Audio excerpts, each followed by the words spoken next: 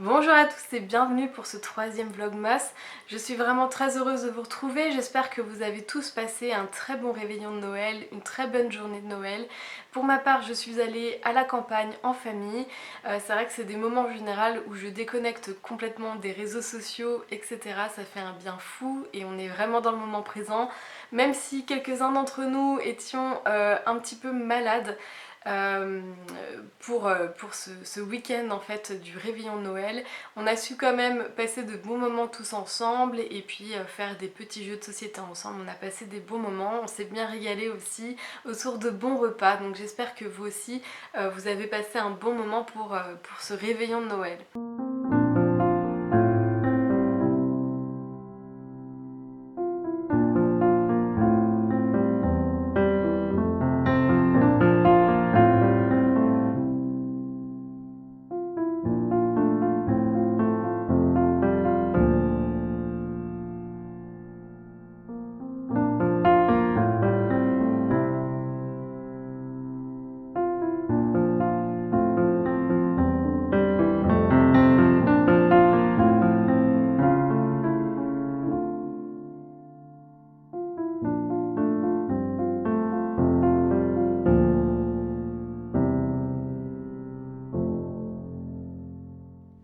Alors je viens de chercher dans ma boîte à boutons des options qui pourraient bien aller avec mon gilet. Le gilet est terminé et j'ai plusieurs options qui s'offrent à moi. Au départ je pensais mettre ceux-là, mais en fait je trouve que le résultat est trop rustique et ça ne me plaît pas trop. Donc je vais partager avec vous en images les options sur lesquelles j'hésite. Donc ça c'est par chance une option que j'avais dans mes boîtes et c'est une option qui est à la base proposée dans le patron. Simplement, en fait, du coup, ça implique aussi de devoir porter des bijoux qui vont bien aller avec ce type de bouton. Et voilà, je ne sais pas trop quoi en penser. C'est très joli, je trouve que ça apporte vraiment une touche raffinée, mais je ne sais pas si je vais opter pour cette option. Une option qui me tentait bien, sinon, c'était de prendre l'option des boutons un petit peu métalliques pour donner un style un petit peu plus élégant, mais en fait je trouve que ça ne va pas vraiment avec la couleur ni avec le style du gilet finalement, donc je ne prends pas cette option. Et la troisième option que j'ai, c'est une option avec des boutons que j'ai chinés, des boutons en verre. Je trouve qu'ils se fondent bien dans le gilet, mais je les trouve un petit peu trop jaunes. Une option que j'aurais adorée, c'est celle-ci. Je trouve que ça aurait donné un petit peu d'élégance au gilet sans en faire trop, mais je n'en ai que 3, donc ce n'est pas possible. Et sinon j'ai aussi cette dernière option, plus basique, un petit peu plus neutre aussi. Je vous montre ça, avec des boutons comme ça. Et finalement je trouve que c'est peut-être ceux qui se fondent le mieux entre la couleur du tissu et le style du gilet, mais vraiment je trouve que de choisir des boutons c'est hyper difficile et ça me pose vraiment ce problème à chaque fois que je souhaite poser des boutons sur un vêtement. Je trouve que ce n'est pas facile de les choisir, sachant que on porte des bijoux à côté, donc si le bouton est trop présent, je trouve que ça peut faire un peu trop après avec les bijoux. Donc par où commencer, comment on choisit, et qu'est-ce qu'on doit choisir, quel style on choisit, c'est hyper difficile. Je trouve que c'est trop de décisions.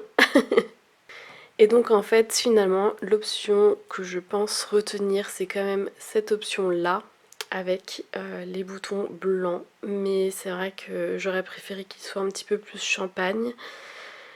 Voilà, c'est un peu un dilemme et je ne sais pas quoi choisir, donc vous verrez le résultat dans le podcast.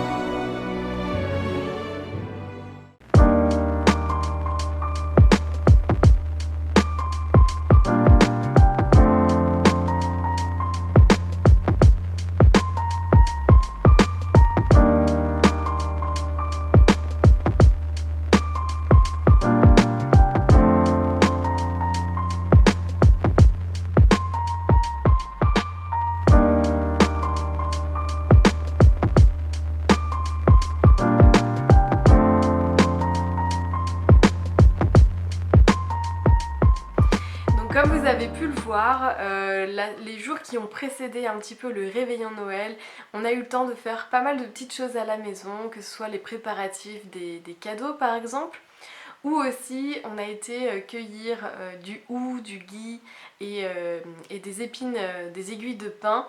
Ce sont des symboles que j'aime beaucoup ramener à la maison en cette période. Le hou a cette symbolique en fait de protection de la famille, de protection des gens qu'on aime hein, dans notre foyer. Donc vous savez, les petites aiguilles qui repoussent en fait les énergies négatives. Le gui par exemple, c'est vrai que ça c'est une tradition qui se perd beaucoup, mais moi je l'adore cette tradition, donc le fait de suspendre en fait une branche de gui pour apporter la chance, la prospérité, l'abondance, la fertilité dans un foyer, je trouve que c'est hyper important. Je me souviens quand j'étais petite, on faisait cette tradition, donc on suspendait une branche de gui et on se faisait un petit bisou sous la branche de gui.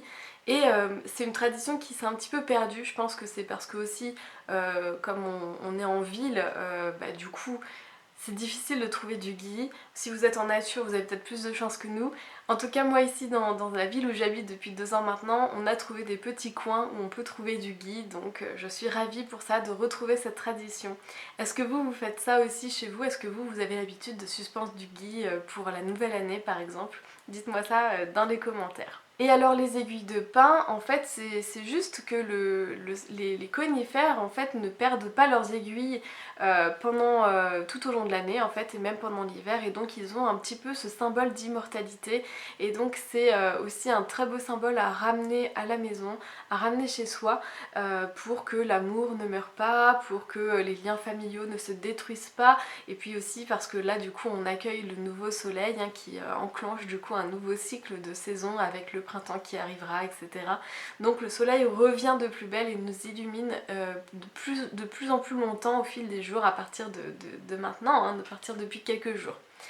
Donc voilà, je trouve que ce sont des beaux symboles qui apportent une bonne énergie dans la maison, et j'étais très contente qu'on puisse trouver ça et qu'on puisse décorer notre maison avec ces petits symboles. On va terminer cette semaine avant le jour de l'an avec plein de petits projets créatifs. Juste avant les vacances de Noël, j'ai pu commencer à coudre mon pantalon. Malheureusement, il me manque du fil pour le terminer. Et alors moi c'est toujours comme ça, il me manque toujours soit un peu de laine, soit un peu de fil, soit un peu de tissu, c'est horrible, du coup j'ai du mal à avancer sur mes projets. Mais donc là je vais recommander du fil et j'espère pouvoir terminer mon pantalon avant de reprendre le travail la semaine prochaine. Sinon, là je voulais vous parler de ça en fait. Il y a quelques années, mes parents m'avaient offert un dévidoir et un enrouleur pour faire des bobines, pour faire des pelotes. En fait, il y a plusieurs années, pour mon travail, pour fabriquer des bijoux, j'avais acheté différents types de textiles parce que j'avais envie de tester différentes choses. Et il se trouve en fait que j'avais commandé ça. Donc en fait c'est de la soie aérie. C'est de la soie aérie, et donc ça signifie que en fait on n'a pas tué les petites bestioles pour pouvoir récupérer le cocon de soie. On a attendu que les larves sortent par elles-mêmes, ce qui permet d'éviter en fait justement de débouillanter les larves pour récupérer la soie. Donc je ne sais pas si vous connaissez un petit peu le processus de fabrication de la soie, mais du coup j'avais trouvé que c'était intéressant, et du coup en fait ça crée ces petits filaments avec beaucoup d'irrégularités. Mais voilà, je trouvais que c'était intéressant, mais malheureusement je n'ai jamais trouvé une utilité quelconque dans l'assemblage de mes bijoux. Et je l'ai retrouvé dans un de mes tiroirs dans l'atelier il y a quelques semaines, et je me suis dit que j'allais en faire du coup quelque chose. Pourquoi pas, parce que du coup c'est de la soie, c'est quand même un matériau assez précieux. Donc la marque c'est Yan Yarn, ça vient du Royaume-Uni, donc c'est une petite marque qui vend des écheveaux comme ça de textiles recyclés ou équitables. Donc on va aussi avoir parfois des tissus qui vont être repris et récupérés de la fabrication de sari en Inde, donc on peut avoir des beaux tissus en soie par exemple. Et voilà, donc moi j'avais ça. Je me suis dit que peut-être ça pourrait être sympa pour faire un petit set bonnet, gants, écharpe. Donc du coup j'ai pu réaliser plusieurs pelotes Avec un écheveau j'ai pu réaliser ces 2 pelotes. Le fil s'est coupé, j'ai préféré faire 2 pelotes différentes plutôt que de faire un nœud entre les deux. Voilà, je trouvais que c'était plus lisible pour moi pour le tricot la prochaine fois. On voit quand même qu'il y a des différences. Celle-ci risque d'être un petit peu plus claire que celle-ci où il y a beaucoup plus de parties marron. Vraiment je suis très curieuse de voir ce que pourrait être le résultat. Je pense que ça va être très irrégulier parce que les écheveaux sont, enfin les fils sont assez irréguliers. Il y a des phases un peu plus fines et d'autres phases un peu plus épaisses. Donc on va voir le résultat sur un textile du coup tricoté et plus grand. Donc là je vais terminer d'embobiner ce dernier écheveau et puis je vous montre les résultats à la fin.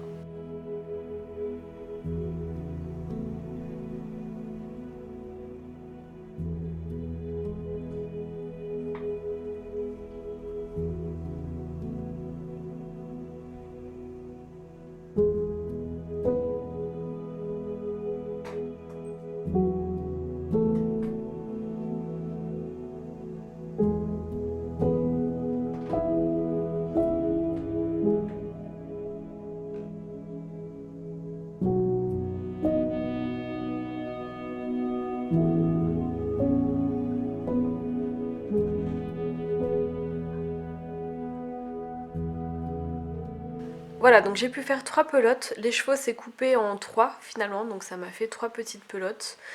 Voilà, donc j'ai l'impression que celui-ci est un peu plus jaune que les autres, mais en fait globalement les couleurs sont assez similaires.